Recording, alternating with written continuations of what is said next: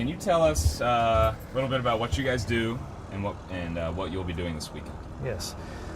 With the Liberty Foundation, our mission is to honor our veterans and to educate the public. So we provide flights, B-17 flight experience to the public at $450 a person, or we'll offer ground tours for people that are interested in that. And then there's actually no charge for the ground tours. We'll have a donation bomb or something that really helps, but we don't want to turn anybody away. We'd like for people to be able to see the airplane, so there's actually no charge to tour the airplane. And we'll be here this Saturday and Sunday at JVY. It's called Jefferson County Airport, right?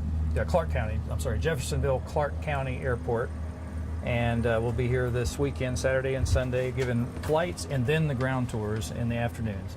But we're hoping to have some veterans come out and share their stories about B-17s and World War II and help pass this on to the next generations and help educate us all about what they endured to help win World War II.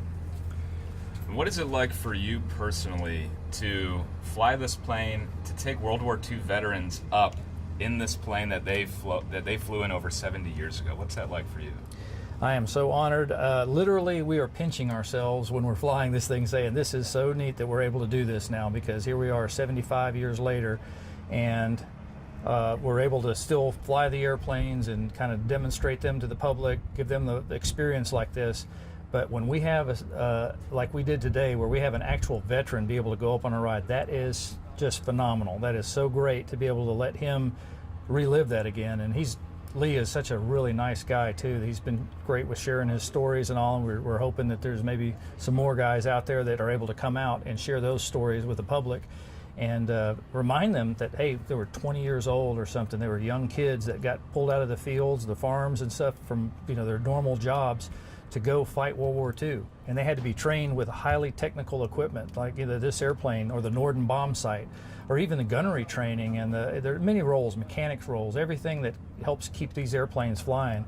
They did an amazing job, and they were taught in a short period of time, but then they had to go on with a very dangerous job being overseas there. So we love to honor those guys, and we'll have books, and hopefully, and like Lee has his own books of telling these stories that are just endless. I mean, some fantastic, you just can't put them down when you start reading some of the things these guys did, and to really meet the people that did it and see the airplane, see what they were, the technology that they had at the time, and just relive some of that, to me is an amazing job to have right now.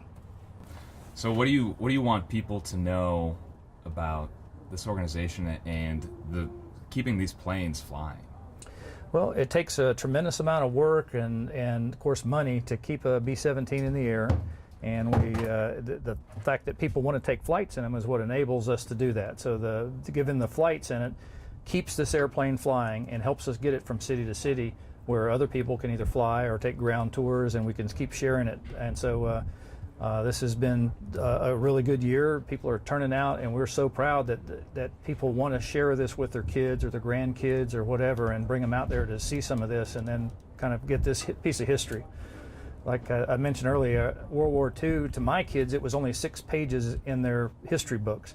But when you come out and hear some of these real stories and you see the airplanes and all, it makes a whole different perspective on what these airplanes were. Instead of just seeing a picture of airplanes in the sky, when you see one and just see how many rivets, imagine the people that toiled for days, all their jobs were to put rivets and build engines, build all the parts that went in these things. So it's a massive war effort, and it's very amazing when you see one of these all together and flying.